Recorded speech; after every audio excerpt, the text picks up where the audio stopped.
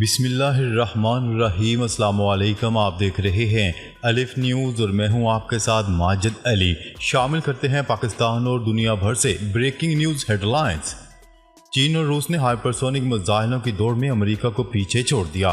امریکی اخبار کی رپورٹ کے مطابق آواز کی رفتار سے 20 گنا زیادہ تیز سفر کرنے والی میزائلوں کی دوڑ میں اب امریکہ اپنے حریفوں سے پیچھے رہ گیا ہے۔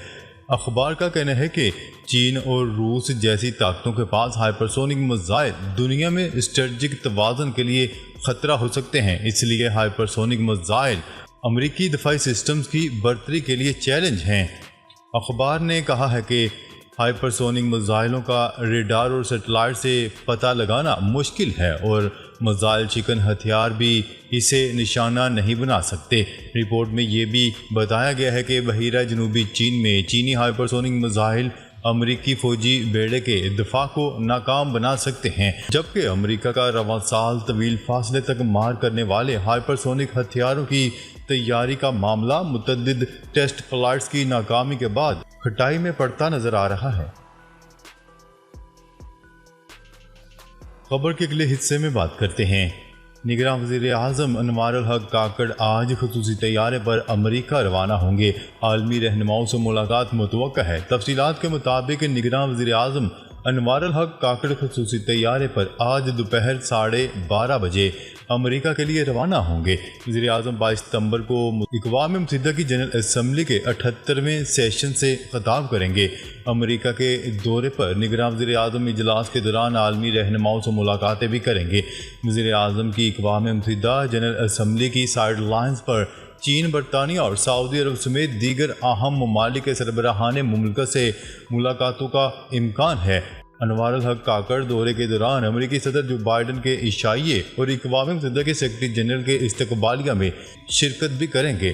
نگراں وزیر اعظم عالمی مالیاتی ادارے IMF اور ورلڈ بینک کے اعلیٰ عہدیداروں سے بھی ملاقات کریں گے۔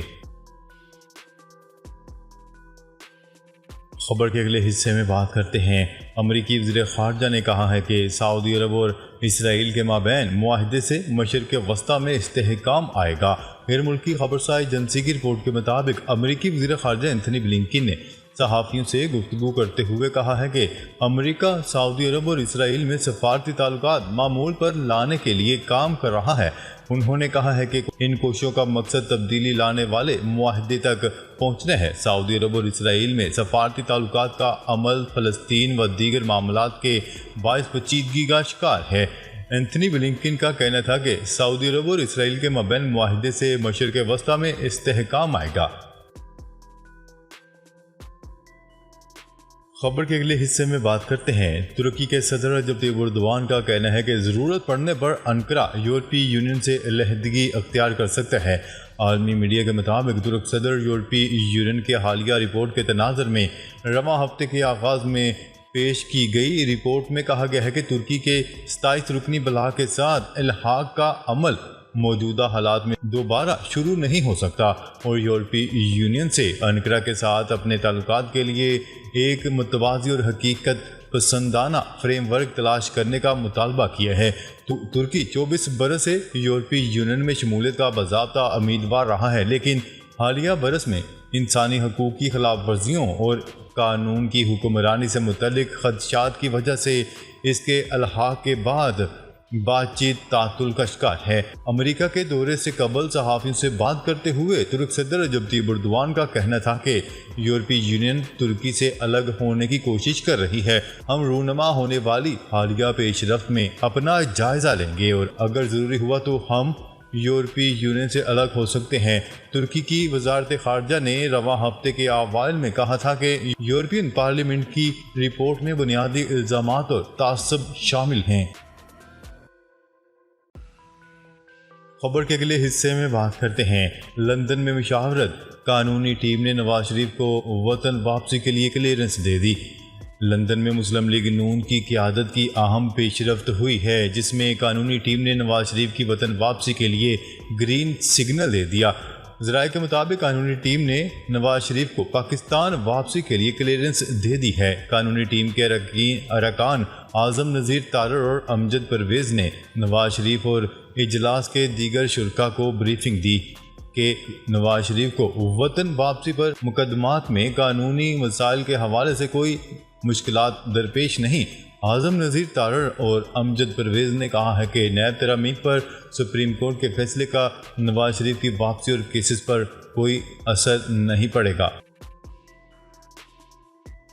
خبر کے اگلے حصے میں بات کرتے ہیں۔ بھارت نے دفاعی ساز و سامان کی خریداری کی منظوری دے دی۔ بھارت نے اپنی فوج کو مزید طاقتور بنانے کے لیے $5.4 بلین کے امریکی طیارے، میزائل اور جنگ میں استعمال ہونے والے الیکٹرونک سسٹم کی خریداری کی منظوری دے دی۔ غیر ملکی خبرساز ادارے کی رپورٹ کے مطابق سرکاری بیان میں کہا گیا ہے کہ بھارتی فوج کے لیے سرمایہ کے حصول کی منظوری دینے والے ادارے DAC نے تمام سروسز کے لیے $450 بلین کے دفاعی ساز و سامان خریدنے کی 9 تجاویز منظور کر دیں۔ DAC نے بحریہ کے لیے سروے کے جہازوں کے علاوہ 12 Su-30 لڑاکا طیارے اور مختصر فاصلے تک مار کرنے والے میزائل اور فضائیہ کے لیے زمین سے زمین پر مار کرنے والے میزائلوں کی منظوری دی گئی ہے۔ اس کے علاوہ کونسل نے ہلکی ملٹی پرپز گاڑیاں، ایک مربوط نگرانی اور ہدف سازی کا نظام اور ہائی موبلٹی گن ٹونگ گاڑیوں کی خریداری کی بھی منظوری دی گئی۔ خبر کے اگلے حصے میں بات کرتے ہیں۔ مودی سرکار کا انتخابات جیتنے کا آزمودہ بھونڈا منصوبہ منظر عام پر آ گیا۔ مودی سرکار نے دہشت گردی کا بہانہ بنا کر انتخابات پر اثر انداز ہونے کی ایک اور کوشش کی ہے۔ بھارتی میڈیا کی رپورٹ کے مطابق آج بارہمولہ میں متعدد بھارتی فوجی اور افسران ہلاک ہوئے۔ مودی سرکار نے پاکستان پر الزام عائد کر کے بھارتی انتہا پسندوں کی حمایت حاصل کرنے کا منصوبہ تیار کر لیا۔ فالس فلیگ آپریشن بھارتی ڈرامہ ہے جس کا مقصد ایک سے زیادہ اہداف حاصل کرنا ہے۔ 12 ستمبر کو اننت ناگ میں بھی ایسے ہی من گھڑت بھارتی فورسز کے آپریشن کی خبریں سامنے آئی تھیں۔ مودی سرکار line of control per cease fire کے معاہدے کو منقطع کرنے کی کوشش کر رہا ہے۔ خبر کے اگلے حصے میں بات کرتے ہیں۔ جنوبی امریکہ کے ملک برازیل میں طیارہ گر کر تباہ ہو گیا۔ حادثے میں 14 افراد ہلاک ہو گئے۔ غیر ملکی خبرساز ادارے کی رپورٹ کے مطابق برازیل کی ریاست ایمازون میں طیارہ گر کر تباہ ہوا جس میں سوار تمام 14 افراد ہلاک ہو گئے۔ طیارے میں پائلٹ اور معاون پائلٹ کے علاوہ 12 سیاح بھی سوار تھے۔ ہلاک افراد کی لاشیں ہسپتال منتقل کر دی گئی ہیں جنہیں شناخت کے بعد بورسا کے حوالے کر دیا جائے گا۔ سرکاری حکام کے مطابق طیارہ حادثے کی وجہ جاننے کی کوششیں کی جا رہی ہیں۔ ناظرین، اب تک کے لیے اتنا ہی۔ مزید خبریں لے کر بہت جلد آپ کی خدمت میں حاضر ہوں گے۔ تب تک کے لیے اپنا خیال رکھیے گا۔ اللہ نگہبان۔